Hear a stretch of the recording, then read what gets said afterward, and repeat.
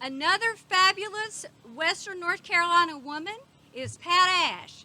Pat is the North Carolina president of the American Association of University Women, whose mission is to advance gender equity for women and girls through research, education, and advocacy. Pat Ashe.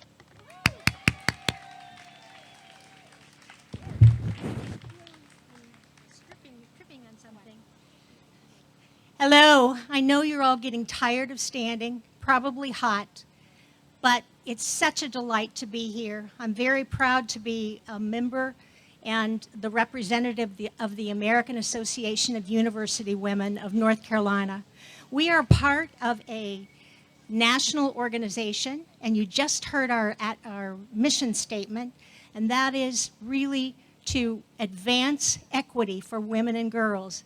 So those of you who are members of the General Assembly, I think they've all gone inside, distinguished guests, and supporters of the Equal Rights Amendment. The focus of the American Association of University Women, and we have 16 branches across the state of North Carolina, many of whom are here today, and I'm excited to meet some of you. It's a little ways from Asheville to Wilmington, but I've met some of my colleagues today, and it's such a thrill.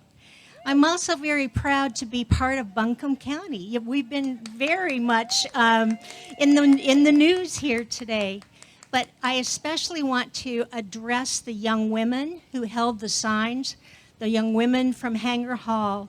You are our future. You are the reason why we're here today. You have to have a much better world than many of us have had over the course of our careers and our life. We seek to end gender discrimination in our organization, as every one of you do today. The examples of discrimination are everywhere.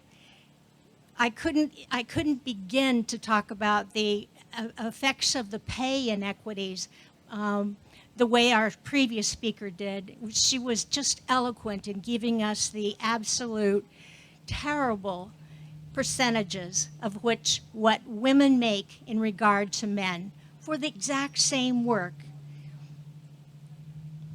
Certainly, these disparities are even more striking for women of color, which is just a tragedy. As a result of lower lifetime earnings, women have overall retirement income that is only 70% of what men have. So we not only in our lifetime and of careers and in the business world, manufacturing, engineering, whatever it is that we've done for our lifetime, we still take home so much less in salaries and in earned wages that we suffer in retirement because we have 30% less than men. No wonder there are so many women who live longer than men have such a time struggling with the economic security that they deserve.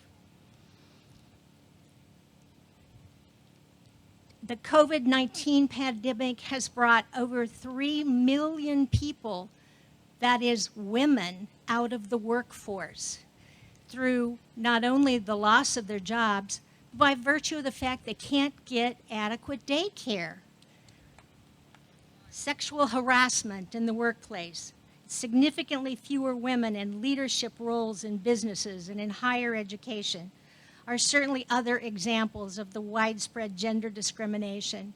We have heard so many statistics today, so many very eloquently expressed areas of discrimination, but it's an area we cannot say enough about because we have been discriminated against for many, many years, including all of our lifetimes. AAUW is privileged to work with other organizations to fight gender discrimination, to work together to make a much more coordinated effort to gaining things like the passage of the or the ratification here in North Carolina, and then the actual addition of the Equal Rights Amendment to the Constitution. The unity that is exhibited today is an example of women who need to come together. We have such power and we just don't use it. I just do not know why we're not more strong than that. Otherwise, we're very strong for our families in our workplace. Basically, 94% of the United States people believe in equal rights for people.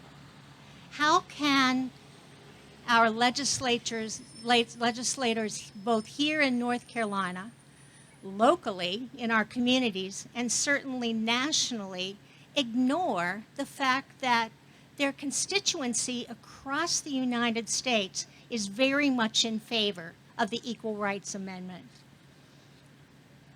So today, I appeal to we, the American Association of University Women, appeal to you as members of the Senate and House of Representatives of North Carolina General Assembly to support the ratification of the Equal Rights Amendment. Do you remember that 51% of the voters in North Carolina are women? It's your ethical responsibility to represent this constituency who helped elect you to office. When will you finally stop enabling gender discrimination and instead be a part of guaranteeing rights for all of North Carolinians? When will you finally make a right and honorable decision? Thank you all.